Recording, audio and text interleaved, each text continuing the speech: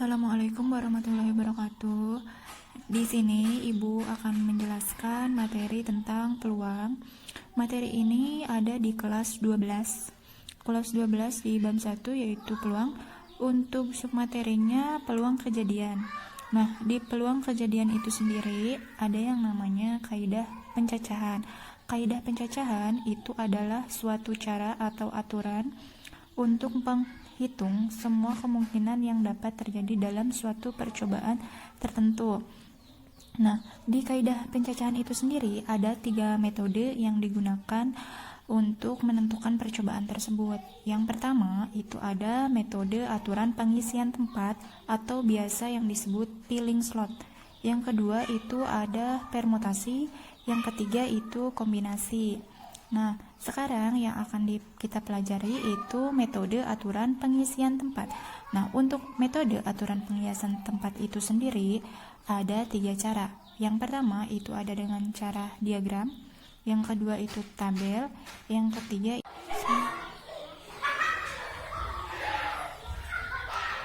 ini contoh soalnya ya. Contoh soalnya, Ahmad dan Budi adalah calon ketua OSIS di suatu SMA, sedangkan Mahmud, Cici, dan Gani adalah calon wakil ketua.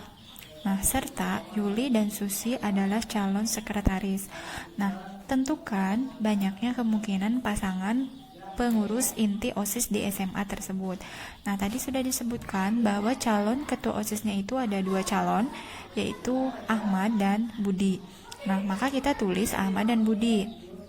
Nah, setelah itu kita cari beberapa kemungkinan jika Ahmad dipasangkan ke Mahmud, Cici, Gani. Budi pun sama, dipasangkan dengan Mahmud, Cici, dan Gani. Karena untuk mengisi posisi yang wakil ketua itu ada 3 calon. Nah, sedangkan Mahmud, Cici, dan Gani itu juga kita pasangkan lagi untuk beberapa kemungkinan Yuli dan Susi. Karena di sini untuk Yuli dan Susi itu yang mengisi calon sekretaris. Nah, di sini kenapa Ibu bisa tulis AMY? AMY itu adalah huruf pertama yang kita ambil dari Ahmad. Untuk A itu sendiri ya. Nah, untuk M itu Mahmud. Jika Ahmad yang jadi ketua OSIS, maka wakilnya itu Mahmud dan sekretarisnya itu Yuli. Nah, sekarang di sini ada AMS. Kenapa bisa AMS? Karena di sini untuk beberapa kemungkinan Ahmad yang jadi ketua OSIS, Mahmud menjadi wakil ketua, sedangkan Susi yang menjadi sekretarisnya. Nah, terus yang ketiga itu ACY.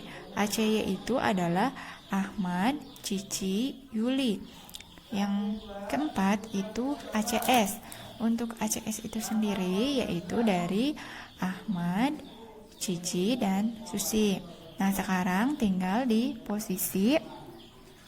posisinya Gani. Maka kita tulis A, G, Y. Kenapa A, G, Y? Karena untuk pemasangan Ahmad, Gani, dan Yuli. Nah, untuk mengisi kemungkinan yang keenam itu ada A, G, S. Ya, itu AGS. Nah, sekarang Ahmad itu memiliki 6 kemungkinan. Nah, sekarang gimana jika Budi yang menjadi ketua OSIS? Yang mengisi kemungkinannya itu pasti B, M, Y. Ya, kenapa B, M, Y? Karena di sini Budi, Mahmud, dan Yuli. Nah, sekarang yang kedua itu kita tulis B, M, S ya. BMS itu Budi, Mahmud, dan Susi. Nah, kita ulangi berikutnya mengikuti B, lalu C, Y. Dan berikutnya itu B, C, S. Yang kelima itu ada D, G, Y. Dan yang terakhir itu ada B, G, S. Nah, lalu setelah kita hitung beberapa kemungkinannya, kita hitung ada berapa cara. 1, 2, 3, 4, 5, 6. Nah, untuk yang Budi menjadi ketua OSIS itu juga ada 1, 2, 3, 4, 5, 6. Maka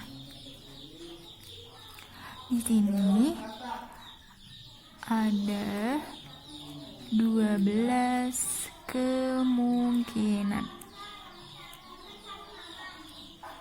Nah, ini ya.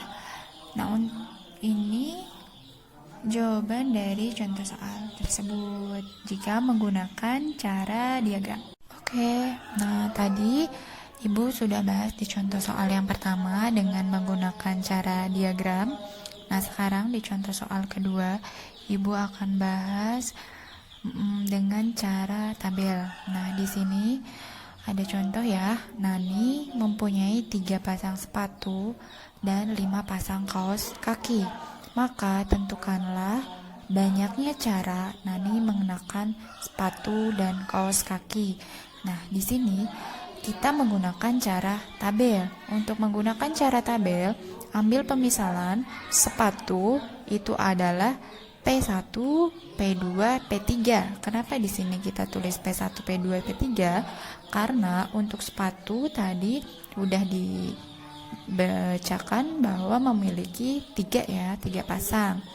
Nah, sedangkan untuk kaos kaki kita misalkan itu K.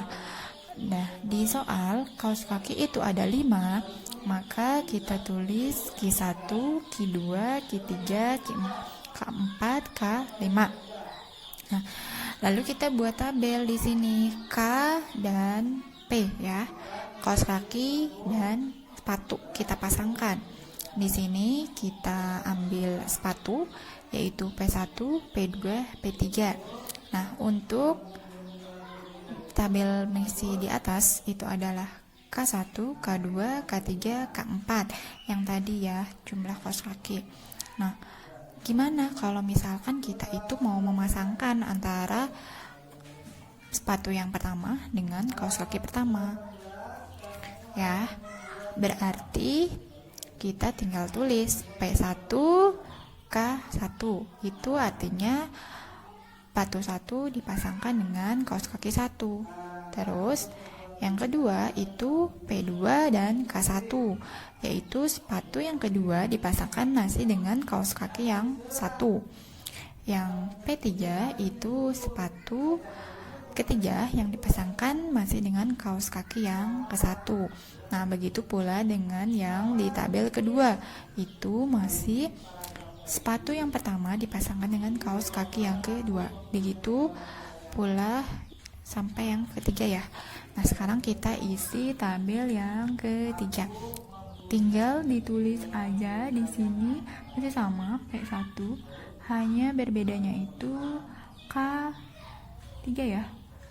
Jadi yang kedua pun sama, itu P2 dan K3. P3. Nah, untuk yang ketiga itu dengan cara himpunan pasangan berurutan. Untuk himpunan pasang berurutan, kita tinggal ambil di contoh yang kedua ini. Nah, di sini kan ada tabel ya. Nah, di tabel tersebut kita tinggal tulis aja. Tulis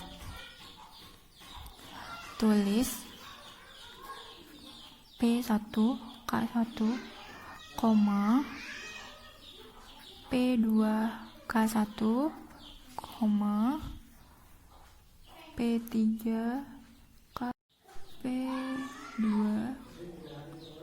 K2, P1 ya ini ya. Nah, begitu sampai ke P3, K5. Jadi caranya itu masih sama, hanya menghitung aja di sini ada berapa himpunan ya. Nah, itu saja mungkin penjelasan dari saya. Untuk materi selanjutnya Ibu akan bahas di pertemuan berikutnya. Assalamualaikum warahmatullahi wabarakatuh. Selamat belajar, jaga kesehatan.